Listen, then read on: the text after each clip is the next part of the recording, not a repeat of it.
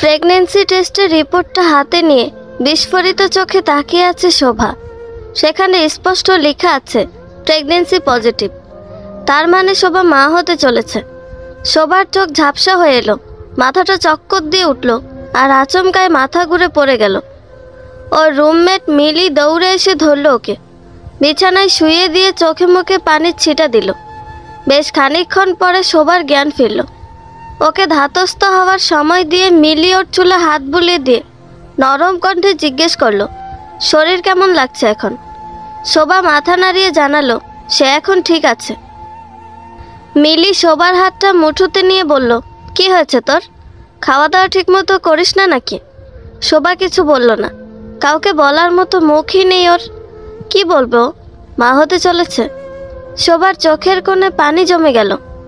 মিলি আবারও জিজ্ঞেস করলো, কি হয়েছে রে সুবি, বল না। এবার শোভা নিজেকে আর সামলাতে পারল না, কেঁদে উঠল বাচ্চাদের মতো। মিলিকে জড়িয়ে ধরে বলল, আমি মা হতে চলেছি মিলি। এই কথা শোনার জন্য মিলি প্রস্তুত ছিল না। শোভার মুখে হুট করে এমন একটা কথা শুনে চমকে বলল, কি? শোভা কান্না ভেজা কণ্ঠে বলল, তুই ফাজলামো করছিস কেন? সত্যিটা বল প্লিজ সুবি। শোভা অবস্থায় মিলির কোল জড়িয়ে ধরে বলল, আমি সত্যি বলছি মিলি, একবারও মিথ্যে নয়, বিশ্বাস কর। মিলি তখনও বিশ্বাস করতে পারছে না শোভা এমন কাজ করতে পারে।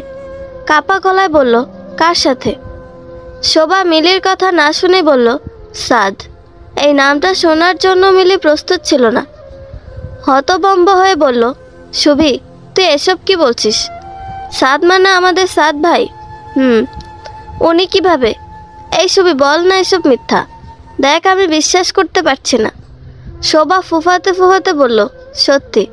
কদিন ধরে শরীর ভালো যাচ্ছিল না, বমি পাচ্ছিল। সন্দেহবশত সেদিন হসপিটালে গিয়ে টেস্ট করালাম, এখন পজিটিভ ফলাফল। এমন কিছু হবে আমি ভাবতে পারিনি। মিলি সব কিছু শুনে হতভম্ব, গালে হাত দিয়ে অঙ্ক মিলাচ্ছে। ওকে এমন চুপচাপ থাকতে দেখে শোভা বলল, মিলি বল না প্লিজ, আমি এখন কি করব? ভাবছি আমি। মিলি কিছুক্ষণ চুপ করে থেকে চিন্তিত হয়ে বলল, সাদ ভাইকে জানিয়েছিস? শোভা মাথা নাড়িয়ে না বোধক জবাব দিল। মিলি চেঁচিয়ে বলল, তাহলে জানা, তুই ওনার সন্তানের মা হতে চলেছিস। ওনাকে আমি কি করে বলবো? আমার সাহস নেই এ কথা বলার। মিলি রেগে গেল। এখন এসব কথা বলার মানেটা কি? ধমক দিয়ে বলল, কেন? এসব করার আগে মনে ছিল না? এটা তোদের অবৈধ প্রেমের ফসল। শোভা মিলির দুহাত জড়িয়ে ধরে বলল, এই অপবাদ দিস না প্লিজ। আমি না হয় দেব না, সমাজ কি আর চুপ করে থাকবে? তুই এটা কি করলি? শোভার চোখ মুখ কাঁদতে কাঁদতে লাল হয়ে গিয়েছে। মেয়েটা বরাবরই রূপসী। কিছু কিছু সুন্দরী মেয়েরা নাকি একটু বোকা আর ভীতু হয়। শোভাও সে কাতারই পড়ে। অল্পতেই কেমন চুপসে যায়। মিলি দুহাত ধরে বলল, আমায় মাফ করে দে প্লিজ। আমার মাফ করা না করায় কিছু আসে যাবে না। বাচ্চার বাবাকে বল এখন সে কি করবে, নাকি অন্যদের মতো বেঁকে বসবে? আর তোদের দুজনের পাপের ফলে নিষ্পাপ ভ্রূণের জায়গা হবে কোনো ডাস্টবিনে, যেখানে কুকুরের দল ছিঁড়ে ছিঁড়ে খাবে। বাইরে বৃষ্টি হচ্ছে। হোস্টেলের এই ঘরটাতে শোভা আর মিলি থাকে। মিলি যতটা স্ট্রং, শোভা ততটা নরম, আঘাত সইতে পারে না। এই মুহূর্তে শোভা মাথা নিচু করে কাঁদছে। মিলির প্রচুর রাগ হচ্ছে। এই আলাভোলা মেয়েটাও কিনা আজ এত বড় ভুলের ফাঁদে পা দিল। আর সাদ ভাই, উনি ছি, কিভাবে করতে পারে এই কাজ? মিলির ইচ্ছা করছে শোভাকে কুচি কুচি করে কাটতে। রাগটা সামলে ধমকে সাদকে ফোন করতে বলল, কিন্তু শোভা ফোন না করে হাতে নিয়ে বসে রইল। মাঝে মাঝে হিসকি তুলে কাঁদছে। এসব ন্যাকামি দেখে মিলির আরও রাগ হচ্ছে। আগে মনে ছিল না এসব করলে ফল কি হয়, এখন এসব করার মানে কি?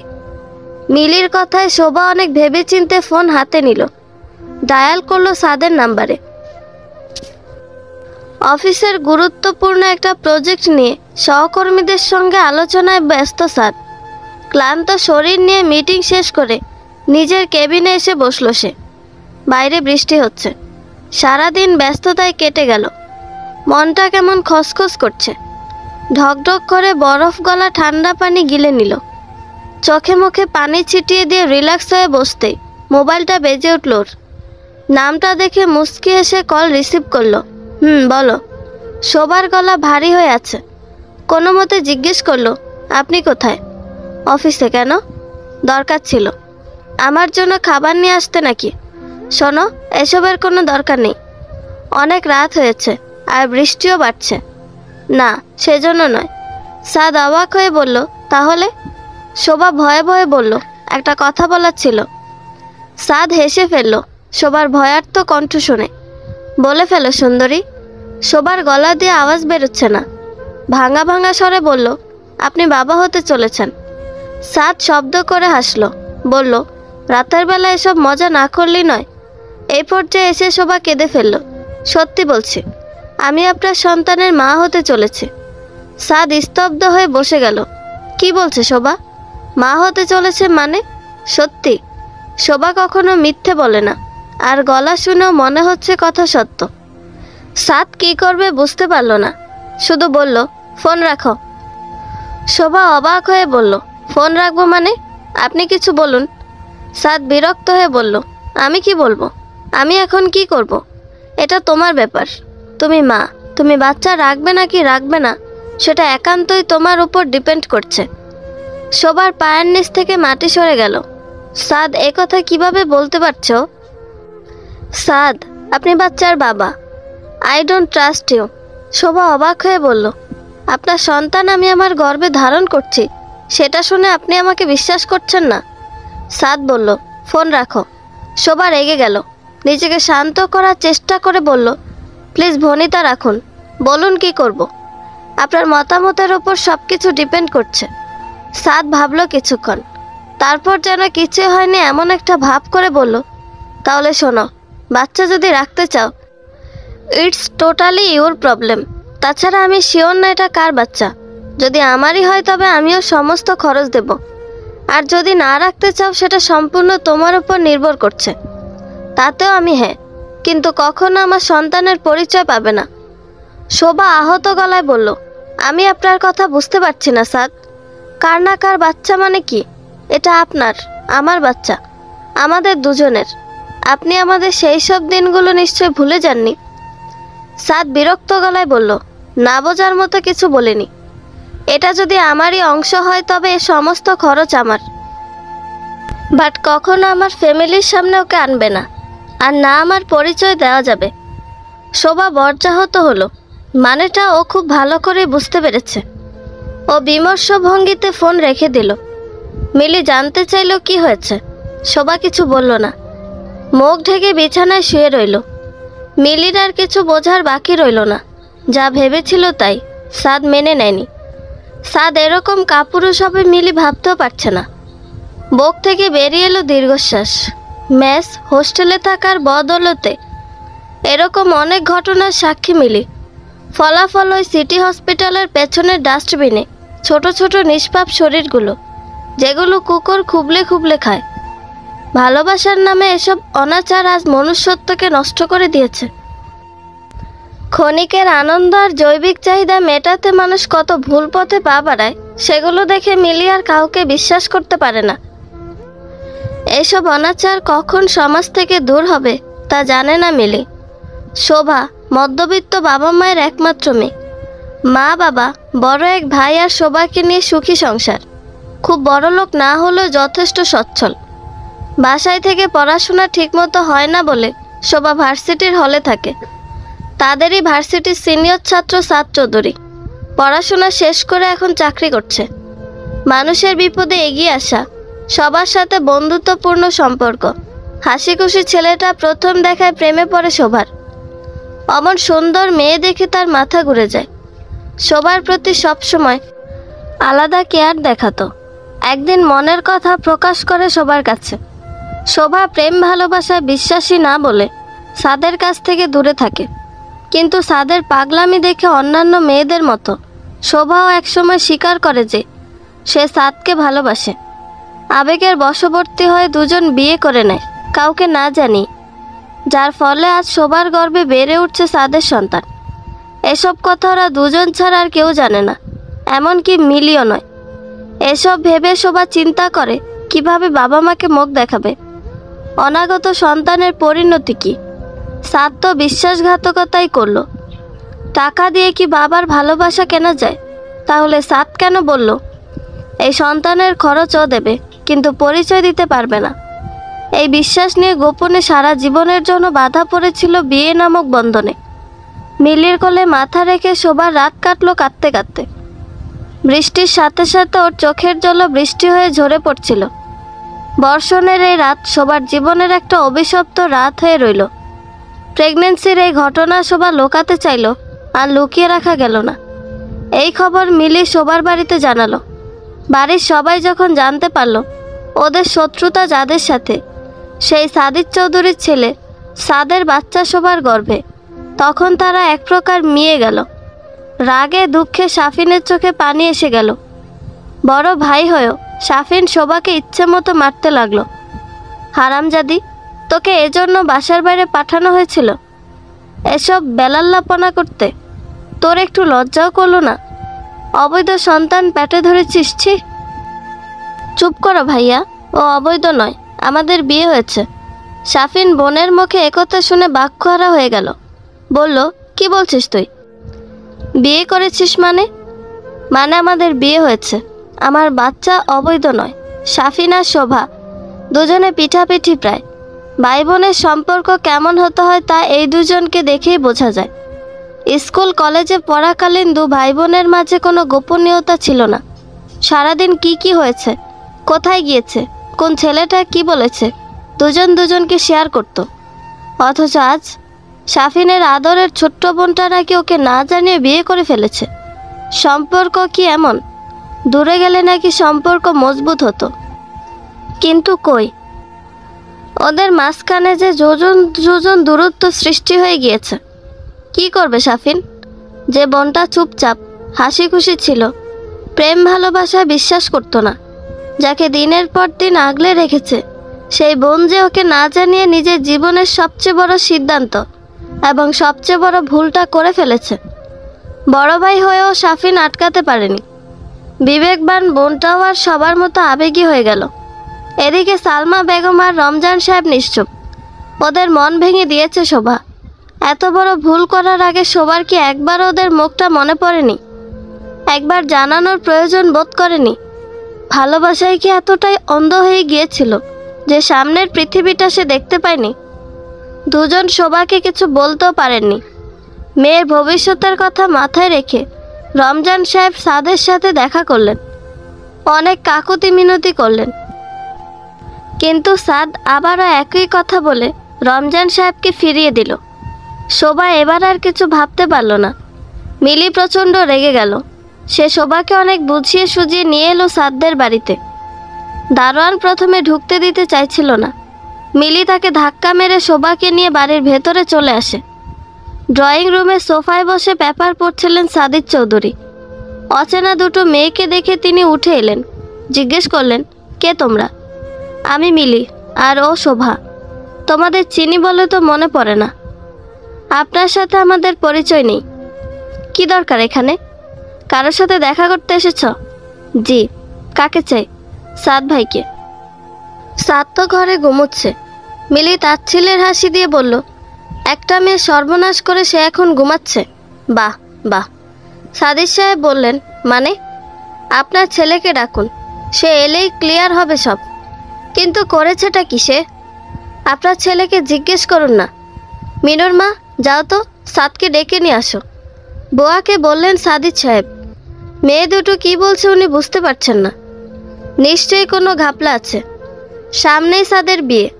এই সময় যদি মেয়েলি ব্যাপার স্যাপার গটিয়ে থাকে তাহলে সমাজে ওনার উঁচু মাথা হেঁট হয়ে যাবে। পায়ে পায়ে সাদের মা রোমেলাও এসে দাঁড়িয়েছেন। তিনি বিষয়টি নিয়ে চিন্তা করছেন, বুঝতে পারছেন না। শোভা আর মিলি সোফায় বসে রইল। শোভার মাথা নিচু, চোখের নিচে কালি পড়েছে, উস্কো খুস্কো এলোমেলো চুল কপালের কাছে পড়ে আছে। কিছুক্ষণ পরে সাদ এলো। ওদেরকে খেয়াল না করে জিজ্ঞেস করলো, আব্বু তুমি ডেকেছ? কিছু হয়েছে? সেটা তুমি ভালো বলতে পারবে। সাদ বাবার দিকে অবাক হয়ে তাকিয়ে রইল। চোখগুলো এদিক ওদিক ঘুরতে ঘুরতে যখন সোফায় থাকা মেয়ে দুটোর উপর পড়ল, ঘটনা বুঝতে আর কিছু বাকি রইল না। একই হাল তার শোভার। মেয়েটাকে মৃত মনে হচ্ছে। সাদিক সাহেব কড়া গলায় জিজ্ঞেস করলেন, এ দুটো মেয়েকে তুমি চেনো? জি আব্বু। কি হয় তোমার? আমার বন্ধু। শোভা এবার মুখ খুলল, সত্যি কথাটা বলছেন না কেন? সাদিক সাহেব বললেন, কিসের সত্যি? আমি আপনার ছেলের সন্তানের মা হতে চলেছি। উনি আমায় বিয়ে করেছেন। সাদ চুপ। সাদিক সাহেব এমন একটা কথা শোনার জন্য প্রস্তুত ছিলেন না। মুহূর্তে মাথায় আকাশ ভেঙে পড়ল। বলছি কি এই মেয়ে? তিনি হুঙ্কার দিয়ে বললেন, এসব কি বলছো? সাদ অকপটে বলে উঠল, সব সত্য নয়, মিথ্যা। আমি ওকে বিয়ে করেছি ঠিক, বাচ্চা আমার নয়। ঘরে যেন বজ্রপাত হলো। মিলি প্রচণ্ড রেগে সাদের গালে থাপ্পড় মারল। থাপ্পড়ে সেই শব্দ বারবার প্রতিধ্বনিত হতে লাগলো। শোভা বিস্মিত, কুণ্ঠিত। সাদ নিজের বাচ্চাকে স্বীকার করছে না, এই দিনও দেখতে হচ্ছে ওকে। এর চেয়ে মরে যাওয়াটাও বেশ শান্তির। সাদ গালে হাত দিয়ে রাগী চোখে তাকিয়ে আছে মিলির দিকে। পারলে কাঁচা গিলে খাবে। মিলি চিৎকার করে বলতে লাগলো, সাদ ভাই, আপনি এত পাল্টে গেলেন কখন? আমার দেখা সেরা মানুষদের মধ্যে আপনি একজন, আর সে আপনি নিজের সন্তানকে অস্বীকার করছেন। সাদ আবারও অস্বীকার করলো, ও আমার বাচ্চা নয়। যদি হতোই তাহলে আমি অস্বীকার করতাম না। বাহ, খুব ভালো। আপনি যে মুখোশের আড়ালে লুকিয়ে থাকা শয়তান, সেটা আজ বুঝতে পারছি। মুখ সামলে কথা বলো। তোমার বান্ধবী কার না কার বাচ্চার মা হতে চলেছে। বিয়ে করেছি বলে এখন আমার উপর চাপাতে চাইছে। ভালোই শিখলে। শোভা ধরা গলায় বলে উঠল, সত্যিই তো, বাচ্চার বাবা আপনি নন। আমার সন্তানের বাবার নাম সাদ চৌধুরী, যিনি আমাকে ভালোবাসতেন। আর আপনি তো সাদ নন, একটা মানুষরূপী জানোয়ার। আপনি কিভাবে কারো বাবা হতে পারেন? ছি। সাদিক সাহেব এবার কথা বলে উঠলেন। বললেন, দেখো, আমার ছেলের কদিন পর বিয়ে। তোমরা এসব নাটক অন্য কোথাও গিয়ে দেখাও, হোস্টেলে থাকো। তোমাদের আর কে বিশ্বাস করবে? মানছি আমার ছেলে বিয়ে করেছে, কিন্তু তুমি যেটা করেছো এরপর পুত্রবধূ হিসেবে তোমায় মেনে নেওয়া যায় না। ডিভোর্স পেপার পাঠিয়ে দিব। যত টাকা চাও ততই দেব। এবার যাও এখান থেকে। শোভা যেন এই কথাটা শোনার অপেক্ষাই করছিল। বলল, থাক আঙ্কেল, শত্রুর মেয়েকে টাকা দিতে হবে না। কিন্তু সাদ চৌধুরী এটাও মনে রাখবেন, যে মেয়ে অল্পতেই কাঁদতে পারে, সেই মেয়ে কঠোর আঘাতে বাঁচতেও পারে। আমি তো আমার সন্তানকে দেখেই রাখব। কোনো দিন না এমন হয় যে আপনি আমার কাছে ফিরে আসতে চাইবেন। ভালো থাকবেন। শত্রুর মেয়ে মানে? আমার আব্বুর নাম রমজান। সাদিক সাহেব বাঁকা এসে বললেন, বাপ যেমন মেয়েও তেমন। একেবারে উচিত শিক্ষা হয়েছে। শিক্ষা তো খোদা তাআলা দিবে আপনাদের এই অন্যায় করার জন্য। বাপের মতোই পটর পটর কথা বলতে শিখেছ।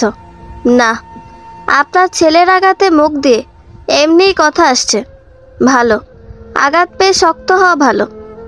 উল্টো আঘাত সহ্য করতে পারবেন তো আঙ্কেল? সাদিক সাহেব রেগে গেলেন। বললেন, বেরো এখান থেকে। মিলি এতক্ষণ চুপ করেছিল, এবার ফিরে আসার পথে হাতের কাছে থাকা ফুলদানিটা সাদের মাথায় ছুঁড়ে মারল। এরকম অমানুষদের পৃথিবীতে বেঁচে থাকার কোনো যোগ্যতা নেই।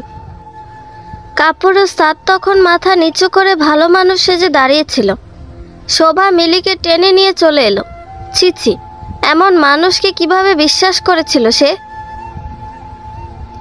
সেদিনের পর সাদের সাথে সব যোগাযোগ ছিন্ন করল শোভা। রমজান সাহেব সাদিক চৌধুরীর সাথে দেখা করতে চাইল, শোভা দিল না। হোস্টেল ছেড়ে চলে এলো বাসায়। প্রথম প্রথম কিছুদিন নিজেকে ঘরে আটকে রাখলো। একবার ভেবেছিল মরে যাবে। এই সময়টাতে পুরোপুরি ওর পাশে থেকেছে মিলি। মাঝে মাঝে মনে হয় মিলি বুঝি শোভাকে বাঁচার রাস্তা দেখিয়েছে। পুরো দমে পড়াশোনায় সাহায্য করলো সাফিন। বোনের ওপর চাপা রাগ থাকলো, প্রকাশ করে না। এদিকে সাদের আজ গায়ে হলুদ, ধুমধাম আয়োজন। ওর মনটা কুগাইছে। কেন এরকম লাগছে বুঝতে পারছে না। বিয়ে হচ্ছে বড়লোক বাড়ির মেয়ের সাথে, তাও এমন লাগার কারণটা বুঝতে পারছে না। খবরটা এলো মাঝরাতে, যখন ও ঘুমানোর প্রস্তুতি নিচ্ছে। মোবাইল বেজে উঠল। হ্যালো, কে বলছেন? আমি মিলি। কোন মিলি? থাপ্পড়ের কথাটা ভুলে গেলেন? তুমি কেন ফোন করেছ? গায়ে হলুদ বেশ ভালো কাটলো, তাই না? এসব জানতে ফোন করেছ? তবে একটা গুড নিউজও আছে। কিসের নিউজ? এই যে আপনি নতুন জীবনে পা রাখতে চলেছেন, আর অন্যদিকে একজন দুনিয়া থেকে বিদায় নিতে চলেছে। বুঝলাম না। বোঝার কথাও না। মাথায় কিছু আছে নাকি মানুষ ঠকানো ছাড়া? স্পষ্ট করে বলো। আমাদের শুভি বোধহয় আর বাঁচবে না, মরে যাবে। বুক কেঁপে উঠল। হাত থেকে ফোনটা পড়ে যেতে লাগলেও সাদ সামলে নিল। ঢোক গিলে জিজ্ঞেস করলো, কি হয়েছে সবার? মিলি শুধু এটুকুই জানালো, আর কিছু বলার প্রয়োজন মনে করলো না। একসময় সাদকেও নিজের বড় ভাইয়ের জায়গায় বসিয়েছিল, খুব সম্মান করত। কিন্তু এখন ওর আফসোস হয়, নিজে এত বিচক্ষণ হয়েও কি করে মানুষরূপী জানোয়ারটাকে চিনতে পারল না। নিজের প্রিয় বান্ধবীকে ওই বিষাক্ত কীটের থেকে দূরে রাখতে পারল না। আজ নিজের জীবনের সাথে লড়াই করছে শোভা, শুধু এই কাপুরুষের জন্য। শোভাও এত দুর্বল হয়ে পড়ল কেন মিলি বুঝতে পারছে না। মেয়েটা নিজেই বলেছিল সাদকে উচিত শাস্তি দিবে, কিন্তু সাদের বিয়ের কথা শুনে কেন নিজেকে আটকাতে পারল না? কেন গেল সুইসাইড করতে? আজকের যুগে এরকম অসংখ্য ঘটনা ঘটছে। মেয়েরা অল্পতেই ভেঙে পড়ে। এত করে বোঝানোর পরেও যদি কেউ ভুল পথে পা বাড়ায়, তাহলে আর কী বা করার থাকতে পারে? ক্ষণে ক্ষণে কান্না পায় মিলির। কপালে শিরা ভেসে ওঠে। ইচ্ছে হয় এক কোপে এসব নরপশুদের বলি দিতে। কান্নাটা কষ্টের নয়, রাগের। রাগ হলে মিলির চোখে পানি আসে। কিছু করতে পারছে না, এটাও মানতে পারছে না। ইচ্ছে হচ্ছে দুনিয়া উলটপালট করে দিতে। বুক থেকে বেরিয়ে আসে দীর্ঘশ্বাস। জীবন বড়ই কঠিন। যেখানে বাঁচার আশায় মানুষ প্রতিনিয়ত লড়াই করে যাচ্ছে, সেখানে সব কিছু পেয়েও সুবীর মতো নরম মনের মেয়ে কেন যায় সুইসাইড করতে? তাও ওই সাদ নামক জানোয়ারটার জন্য। সে তো ঢ্যাং ঢ্যাং করে বিয়ের পিঁড়িতে বসতে চলেছে। ছি, ঘেন্না হচ্ছে মিলের। শোভা আর সাদ দুজনের উপরই, তবে আলাদা কারণে। সাদকে ঘেন্না হচ্ছে চরিত্রহীনতার জন্য। শোভাকে ঘেন্না করার একমাত্র কারণ ওই সাদের জন্য মরতে যাওয়া। এই তো আজকে রাতের ঘটনা। রাত প্রায় 12:30। শোভার 5 মাস চলছে। সাদের সাথে দেখা নেই 3 মাস। সেদিনের পর দুজন দুজনের চেহারা মারায়নি, কথাও হয়নি। সব স্বাভাবিক চলছিল। শোভা মনমারা থাকলেও নিজেকে সামলে নিয়েছিল, মূলত মিলির প্রাণান্তকর চেষ্টায়। ডিভোর্স লেটার এখনও পায়নি, সময় লাগবে। তাই এখনও তারা স্বামী স্ত্রী। শাফিন বোনকে আগলিয়ে রাখছে। কিন্তু রাতে হঠাৎ শাহানা ফোন করে জানালো সাদের আজ হলুদ। বেশ, সুবি উদ্বিগ্ন হয়ে গেল। কাউকে কিছু না বলে ঘরে গিয়ে হাতে শিরা কেটে ফেলল। শাফিন রাতে শোবার ঘরে উকি দিতে গিয়ে দেখে অজ্ঞান হয়ে পড়ে আছে। রক্তে বিছানা ভেসে গেছে। তাড়াতাড়ি বাসার সবাইকে ঘুম থেকে তুলল। শোভার মায়ের কান্নায় আবহাওয়া ভারী হয়ে উঠল। রমজান সাহেব ভাবতে পারেননি তার মেয়ে এমন কিছু করবে। শাফিন উপায় না পেয়ে মিলিকে ফোন করলে মিলি দ্রুত হসপিটাল নিয়ে আসতে বলে। নিজেও হোস্টেল থেকে চলে আসে। আসার পথে কথা হয় সাদ চৌধুরী নামক মানুষটার সাথে। খবরটা জানিয়ে দিল। আচ্ছা, ওই অমানুষটা কি এই খবর শুনে খুশি হয়েছে? হওয়ারই কথা। মিলি পৌঁছে দেখে ডাক্তার শোভাকে অ্যাডমিট করতে চাচ্ছে না। পুলিশ কেস হ্যান ত্যান বলে ঝামেলা করছে। এমনিতেই মিলির রাগ বেশি। হিতাই জ্ঞান হারিয়ে ইয়াং ডাক্তার সাইফের গালে চর বসিয়ে দিল। চিৎকার করে বলল, এক্ষুনি যদি সুবির চিকিৎসার ব্যবস্থা না করেন, আপনাকে আমি খুন করব। ডাক্তার সাইফ হতভম্ব হয়ে গালে হাত দিয়ে দাঁড়িয়ে রইল। এত মানুষের সামনে একটা মেয়ে তার গালে চর মেরেছে ভেবে সে হতভম্ব। এই অপমান সহ্য করতে পারছে না। মিলির টুটি চেপে ধরতে ইচ্ছা করছে, কিন্তু মানসম্মানের ভয় পাচ্ছে না। যে মেয়ে একবার থাপ্পড় মারতে পারে, সে দ্বিতীয়বারও মারতে পারে ভেবে সাইফ আর কথা বাড়ালো না। এদিকে নীরবতা সহ্য হচ্ছে না মিলির। সে হুট করে সাইফের কলার চেপে ধরে বলল, সুবীর যদি কিছু হয় হারামি, তোরে আমি বলি দিব। ধাক্কা মেরে ফ্লোরে ফেলে দেয় সাইফ। রাগে গা কেঁপে ওঠে। তেড়ে এসে মিলির হাত চেপে ধরল। তারপর সাথে থাকা ডাক্তারদের বলল, আপনারা মেয়েটার চিকিৎসার ব্যবস্থা করুন। অন্যান্য ডাক্তাররা মিলির ভয়ে মাথা নাড়িয়ে শোভাকে নিয়ে গেল। শাফিন সব ফর্মালিটি পূরণে ব্যস্ত। রমজান সাহেব স্ত্রীকে নিয়ে শোভার কেবিনের দিকে এগিয়ে গেলেন। ডাক্তার সাইফ, হার্ট ও মেডিসিন বিশেষজ্ঞ, ড্যাফোডিল হসপিটালের অন্যতম ভালো একজন ডাক্তার। 2 মাস হলো নতুন জয়েন করেছে। চারদিকে নাম হয়ে গিয়েছে। সবাই ওকে খুব সমীহ করে চলে। অথচ মিলি ওর উপর হাত তোলার দুঃসাহস করেছে। সাইফের তীক্ষ্ণ ভয়ানক দৃষ্টি দেখে অবাক হলো না মিলি। ডাক্তারদের তো এমনই মানায়।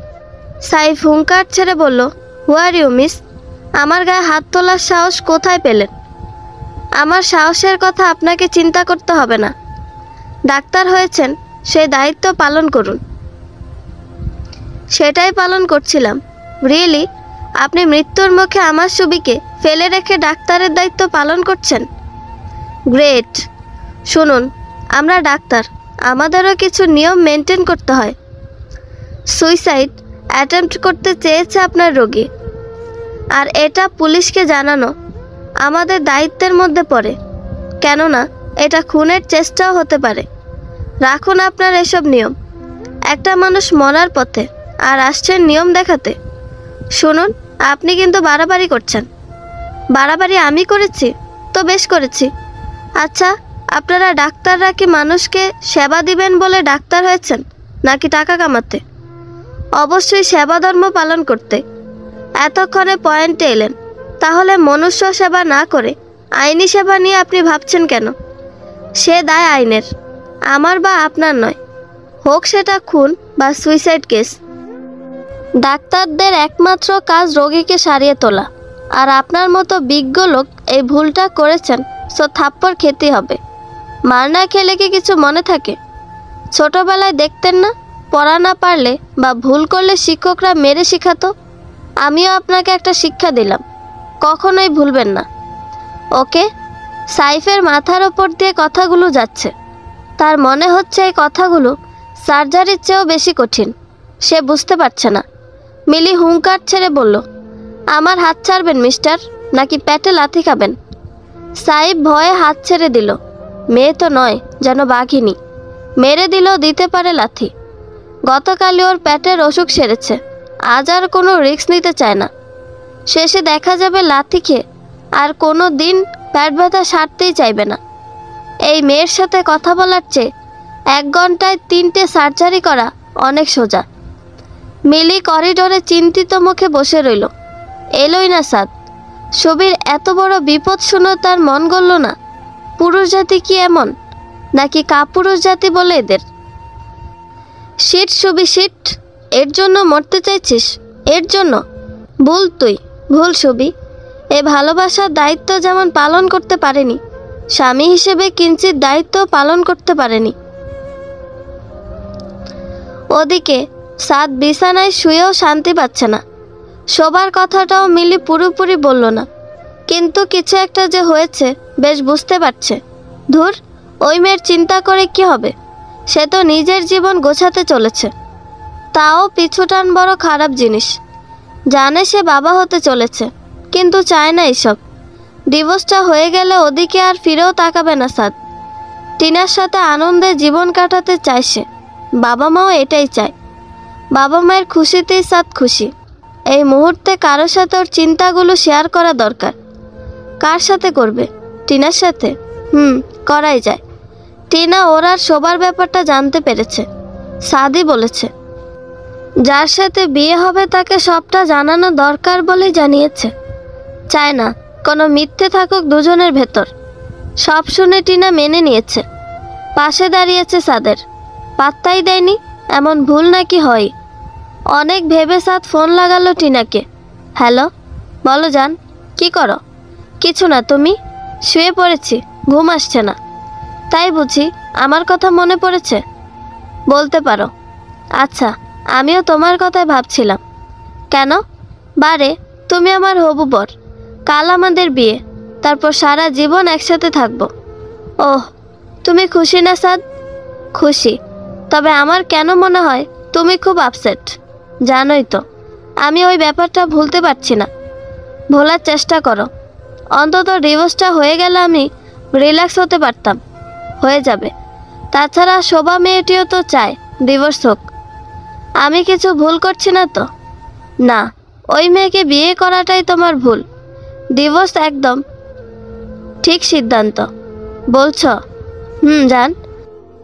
সাদ চুপ করে রয়েছে। টিনা বলল, আচ্ছা এসব কথা বাদ, আমাদের বিয়ের পরবর্তী প্ল্যান বলো। আমি কি বলবো? তুমিই করো।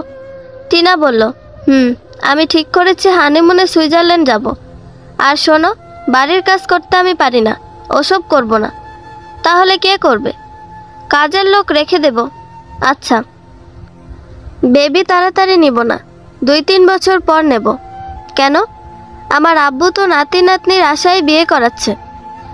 টিনা বিরক্ত হলো, বলল, ধুর বাদ দাও, উনি চাইলেই তো আর হবে না। আমারও একটা মতামত আছে, তাই না? ঠিক আছে, তোমার কি প্ল্যান সাদ? সাদ ভাবে কি তার প্ল্যান। এসব কথা তো শুধু শোভাকেই বলেছিল সে। শোভা অক্ষরে অক্ষরে সাদের প্রতিটি কথা মেনেছে। শোভা চেয়েছিল স্বামীর বাড়ির প্রতিটি মানুষ তার আপন, সবাইকে আগলে রেখে নিজের সর্বস্ব দিয়ে ওদের সেবা করবে, নিজ হাতে রান্না করবে, ফুটফুটে একটা বাচ্চা থাকবে ওর। সাদ অফিস থেকে ফিরলে ওকে লেবুর শরবত এগিয়ে দেবে, যা সাদের খুব পছন্দ।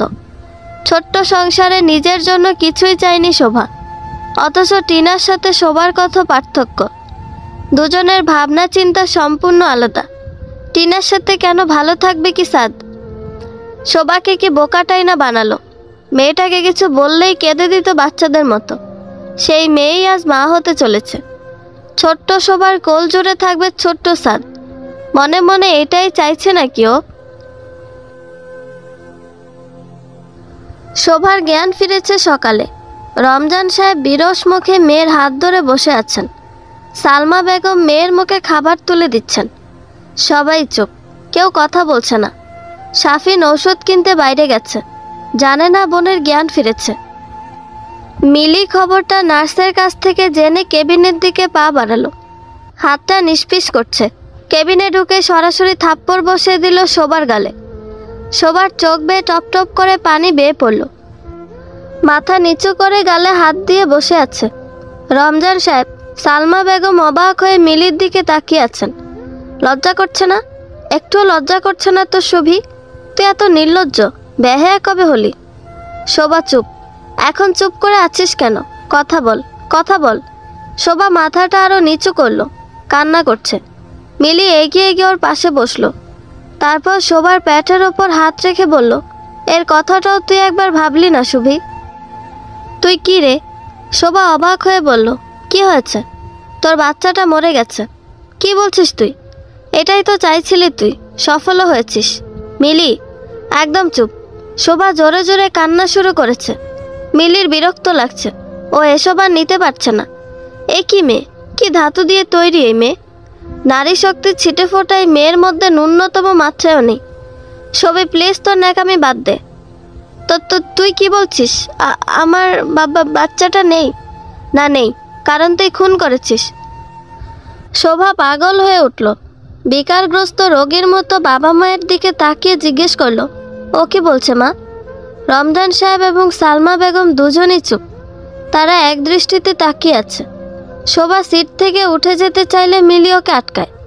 শোভা মিলিকে জিজ্ঞেস করে, আব্বু আম্মু কথা বলছে না কেন? মিলি অকপটে বলে উঠল, কারণ ওরাও মরে গেছে। আর কে মেরেছে জানিস? তুই মেয়ে, মা, নারী হিসেবে কলঙ্ক। আর ওদের কাছে কি জানতে চাইছিস? ওরা তো মৃত। শোভা কানে হাত দিয়ে চেপে ধরে বলল, চুপ কর প্লিজ। মিলি রেগে অগ্নিমূর্তি হয়, বলে, এখনো তো খারাপ লাগছে কেন শুভি?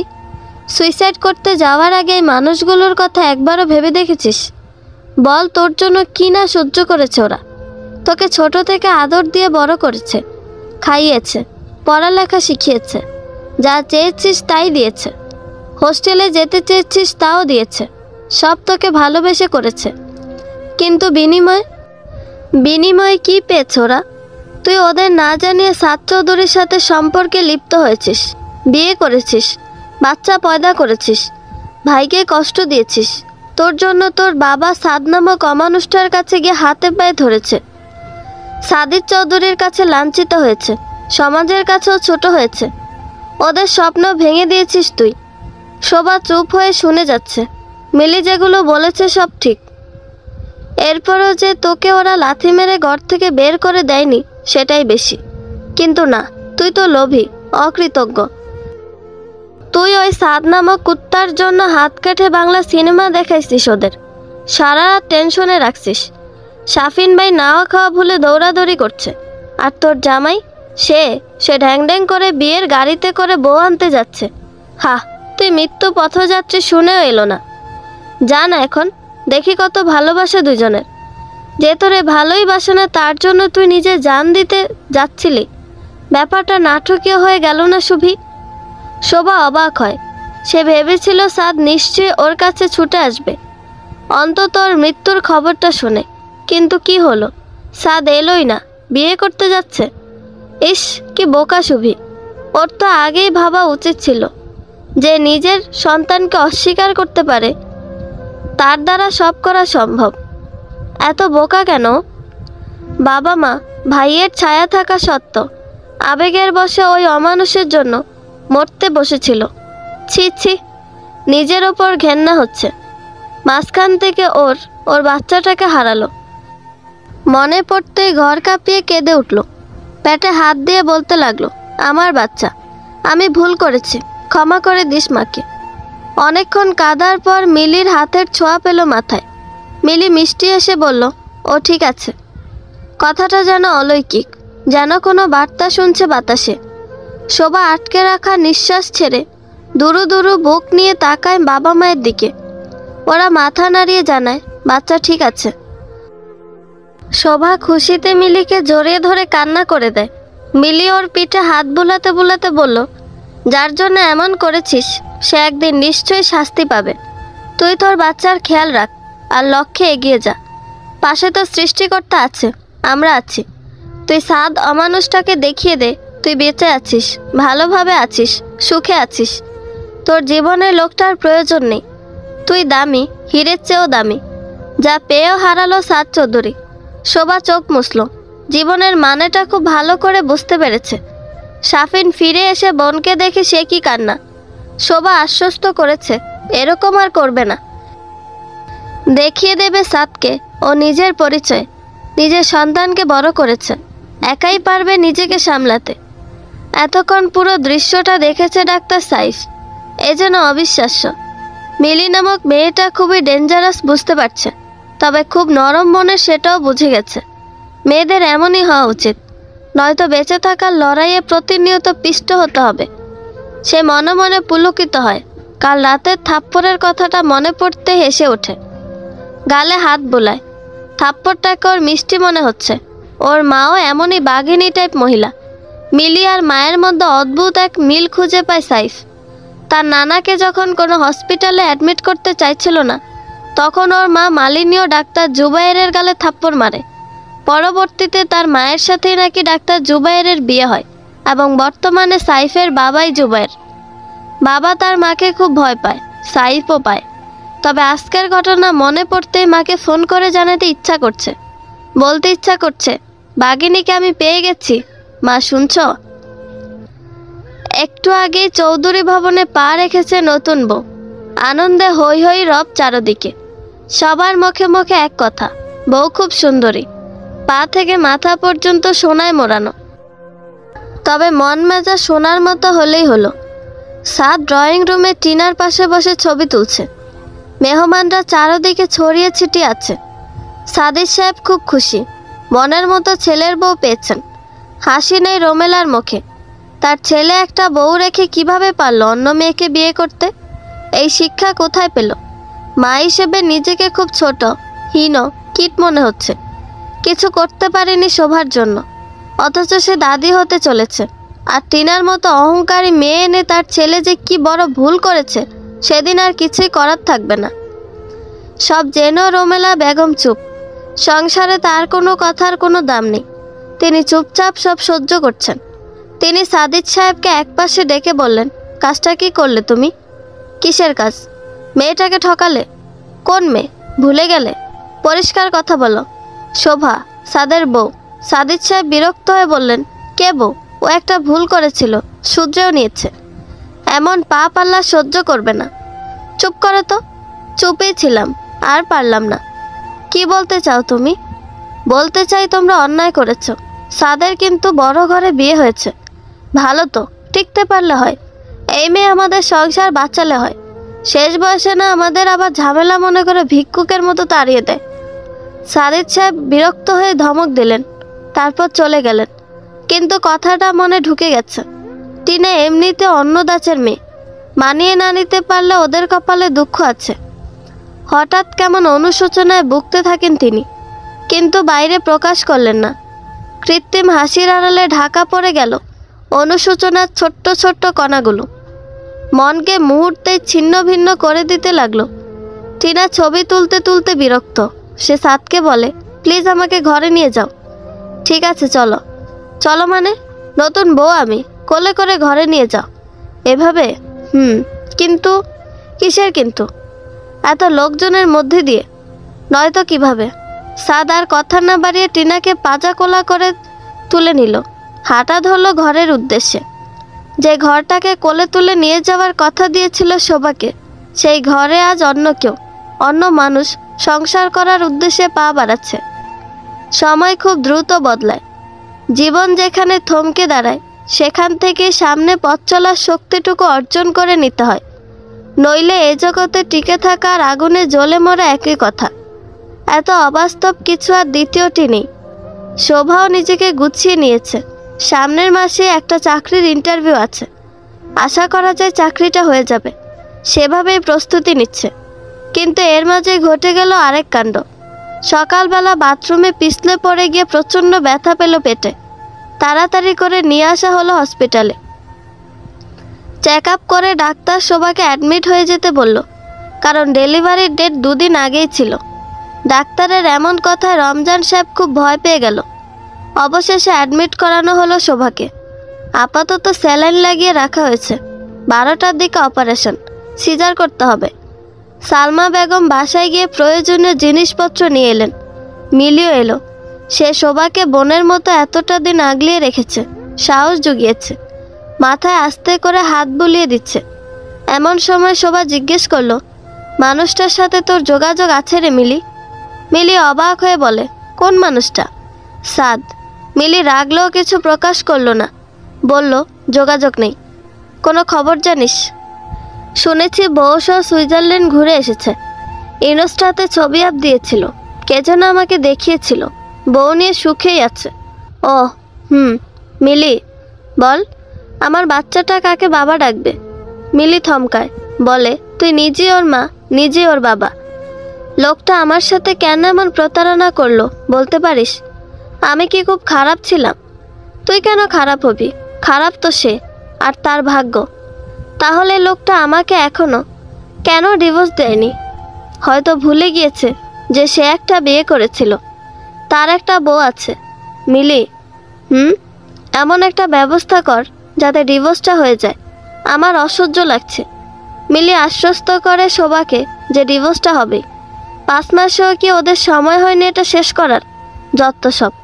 শোভা ঘুমিয়ে পড়েছে। সেদিকে তাকিয়ে মিলি ভাবে, কেন শোভাকে এত কষ্ট পেতে হচ্ছে? ভালোবাসা কি শুধু কষ্ট দিতেই জানে? মিলি জানে সুবি সাদকে এখনো পাগলের মতো ভালোবাসে। সেই ভালোবাসাটা বিষাদে ছেয়ে আছে। এত সুন্দর ফুটফুটে মেয়েটা কেমন প্রাণহীন হয়ে পড়েছে। সেদিনের সুবিটার আজ বাচ্চা হবে। একটা প্রিন্স নয়তো প্রিন্সেস আসবে। কোথায় পাবে বাচ্চাটা তার বাবাকে? জন্মের আগেই বাবা তাদের ছেড়ে চলে গেল। এমন দিনও দেখতে হলো ওর। ঘুমন্ত শোভার মুখের দিকে তাকিয়ে মিলির মায়া হয়। মনে পড়ে তার বড় বোন ঝিলির কথা। সেও শোভার মতো এমন ভুল করে, যার ফল গুনতে হয় মিলির পুরো পরিবারকে। সমাজের মানুষের কাদা ছিটাছিটিতে ওর বোনটা গলায় ফাঁস দিয়ে সুইসাইড করে। মেয়ের এসব দেখে মিলির বাবাও সেদিন হার্ট অ্যাটাকে দুনিয়া ছাড়ে। স্বামী সন্তানের এমন নির্মম মৃত্যু দেখে বিকারগ্রস্ত হয়ে পড়ে মিলির মাও। 6 মাস পর মাও ছেড়ে চলে যায় মিলিকে। এতিম হয়ে পড়ে মিলি। সেই থেকে ঘেন্না এসে পড়ে মানুষের প্রতি। হোস্টেলে ওঠার পরে অহরহ এসব কাহিনী দেখে মিলির রক্ত টকবক করে ফুটত। এমন ভুলভাল কাজে মেয়েরাও যে সায় জানায় সেটাও দেখেছে মিলি। এত সব সহ্য করে আজ এত কঠিন মিলি। বুকের ভেতর চেপে রাখা কষ্টটা সে কাউকে জানায়নি, শুধু সুবি ছাড়া। একটা পরিবার ধ্বংস করার জন্য কিছু অমানুষ আর সমাজই যথেষ্ট।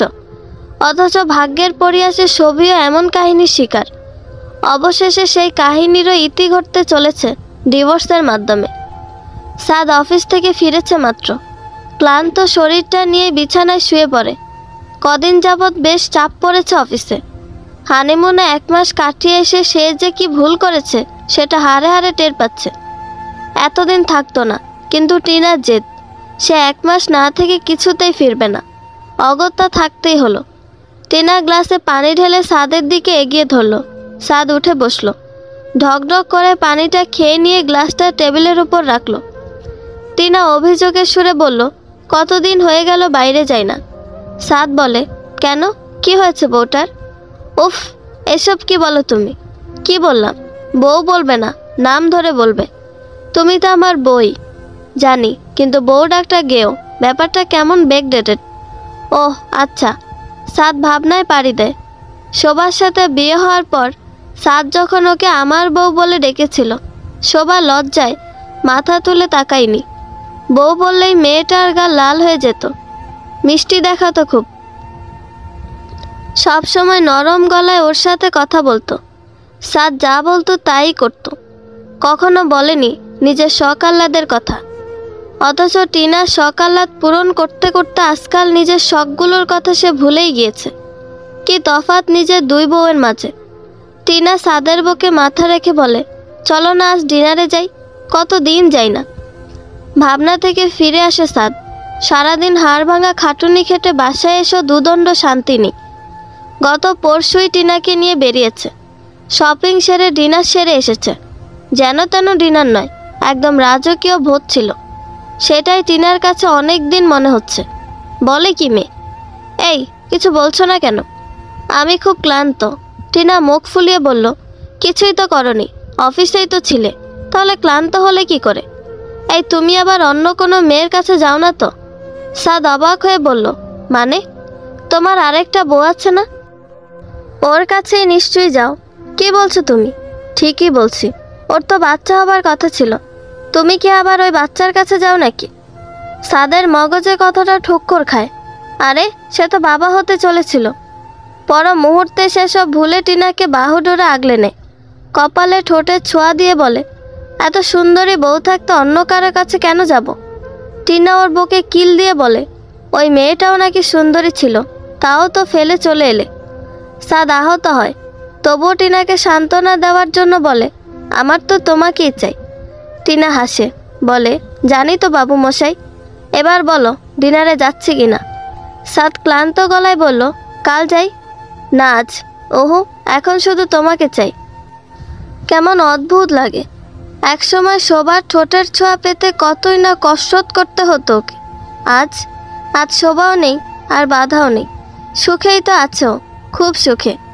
টিনা ওকে সুখেই রেখেছে, তবে শারীরিকভাবে। মনটা তো কবে অসুস্থ হয়ে গিয়েছে, অন্য কারো চিন্তায়, অন্য কারো ভাবনায়। সাদিদ সাহেব ইজি চেয়ারে বসে চোখ বুজে আছেন। মাথাটা বড্ড ধরেছে। গরম 1 মগ কফি হলে ভালো লাগতো। তিনি রোমেলাকে ডাক দেন। রোমেলা রান্নাঘর থেকে ছুটে আসেন।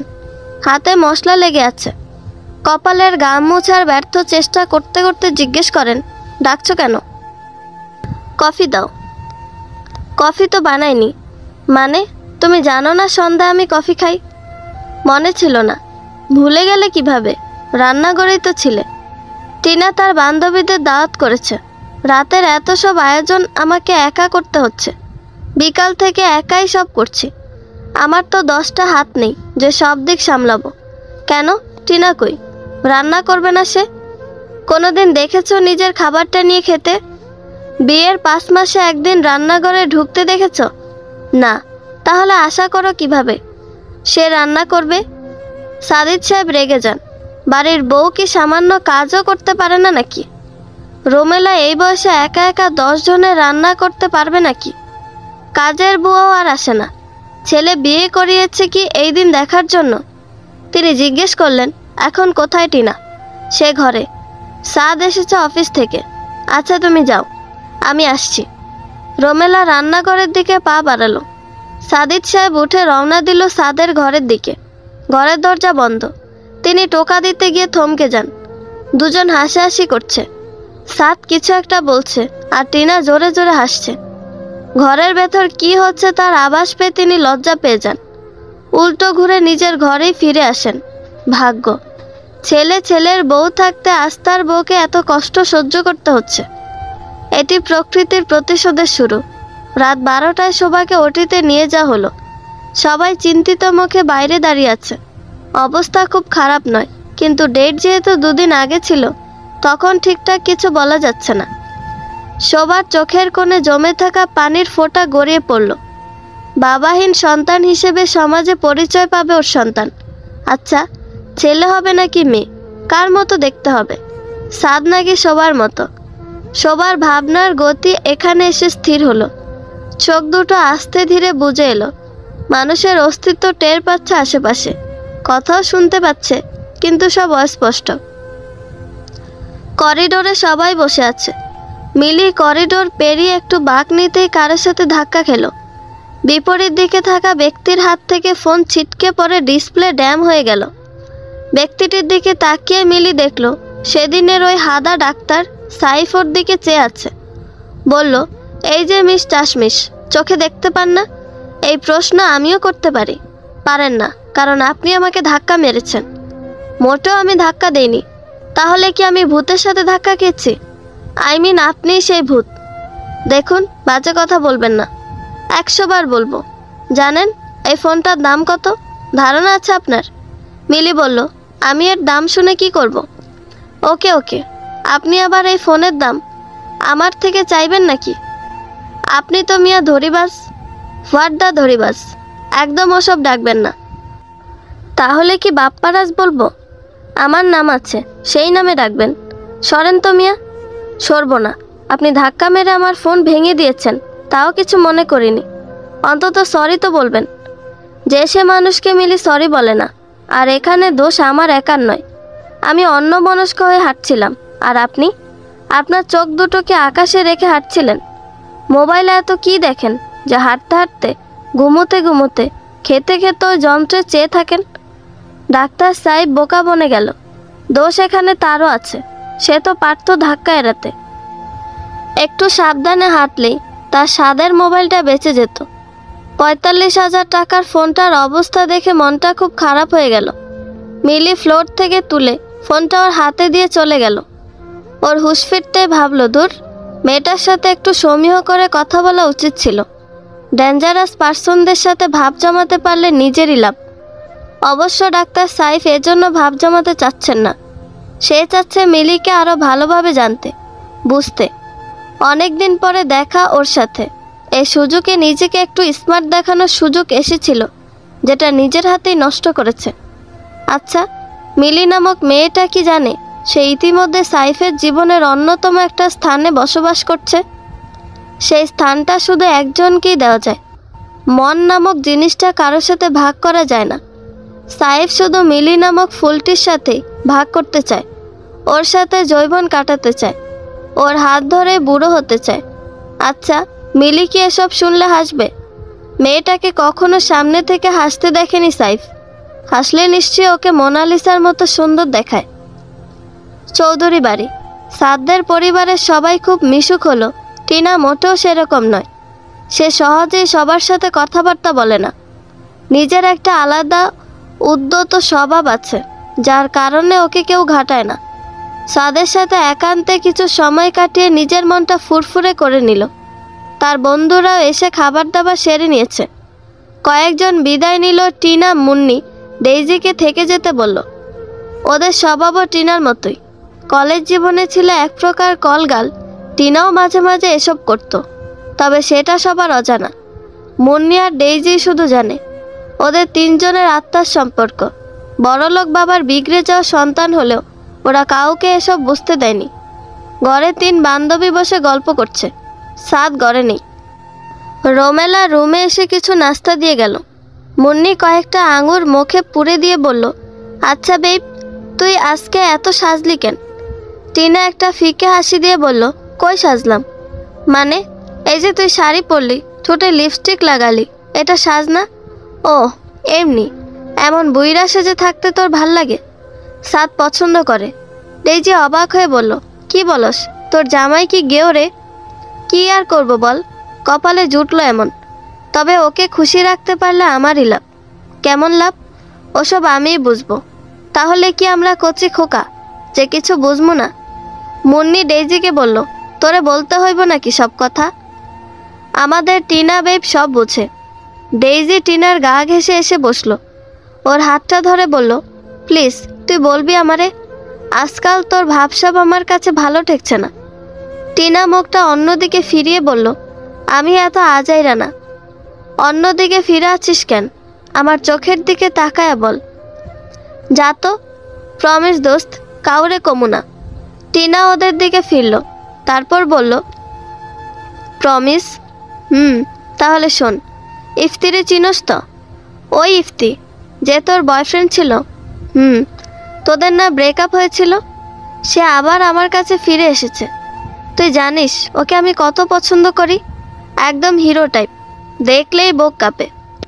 মুন্নি ফোরন কেটে বলল, আমরা তো আর জানি না ও দেখতে কেমন। তুমি তো ওর সাথে 10 বার শুইছ, এই জন্য হিরো বলতাছ। আমার কাছে কেমন মাকাল ফল লাগে। টিনা ধমক দিয়ে বলল, আসতে বল, শুনবে কেউ? কেউ শুনবে না। তারপর বল। সাদের ওপর থেকে আমার ইন্টারেস্ট উঠে যাচ্ছে, ভাবছি কি করা যায়, তাই তোদের ইনভাইট করে নিয়ে এলাম। তোর একটা পরামর্শ দে। কেন ইন্টারেস্ট উঠে যাচ্ছে কেন? টিনা চোখ মুখ কুঁচকে বলল, ওই বেটা সারাদিন অফিসে হাড় ভাঙা খাটুনি খাটে, সন্ধ্যায় অফিস থেকে ফিরে খেয়ে দে আবারও অফিসের কাজ করে, আর রাতে শুরু করে শরীর নিয়ে খেলা। কোথাও যাওয়ার কথা বললেই বলে আজ না কাল। জীবনে কোনো আনন্দ নাই, বুঝলি? বিয়ের তো 5 মাস মাত্র হলো। তুই কি চাস? সাদের সাথে থাকতাম যদি জীবনে আনন্দ থাকতো, কিন্তু এটাই ওর মাঝে নাই। মানে ছেড়ে দিতে চাস? তোর উচিত কয়েকটা বছর অপেক্ষা করা, এরপর কোনো রিজন থাকলে ছেড়ে দিস। কিন্তু এক্ষুনি যদি এসব ছাড়াছাড়ির কথা বলিস, তোর বাবা কি করবে ভাবতে পারিস? জ্যান্ত কবর দিবে তোরে। টিনার মুখটা কালো হয়ে গেল। ওর বাবা ভীষণ কড়া। মেয়ে যেমন কুকীর্তি করে রেখেছেন, এসব কিছুই তিনি জানেন না। তিনি বিয়ে ভাঙাও সাপোর্ট করেন না। সামান্য কারণে যদি সাদকে সে ছেড়ে দেয়, তাহলে মেয়েকে ত্যায্য করতে ওনার বুক কাঁপবে না। হতাশ হলো টিনা।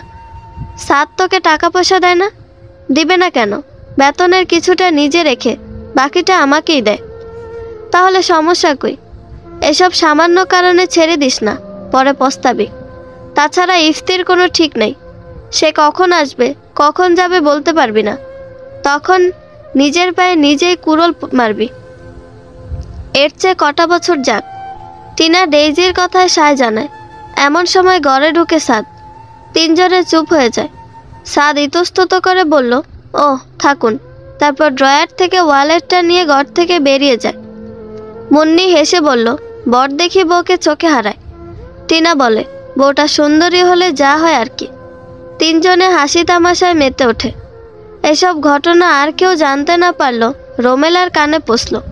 তিনি ভাবতেও পারছেন না টিনা বিয়ের আগেই তার সতীত্ব আরেকজনকে বিলিয়ে দিয়েছে, আর এখন সাদকে ছেড়ে দেওয়ার পায়তারা করছে। তিনি এই কথাটা কাউকে জানালেন না। দেখা যাক কি হয়। তাছাড়া প্রমাণ ছাড়া এসব কথা তার স্বামী ছেলে কেউই বিশ্বাস করবে না।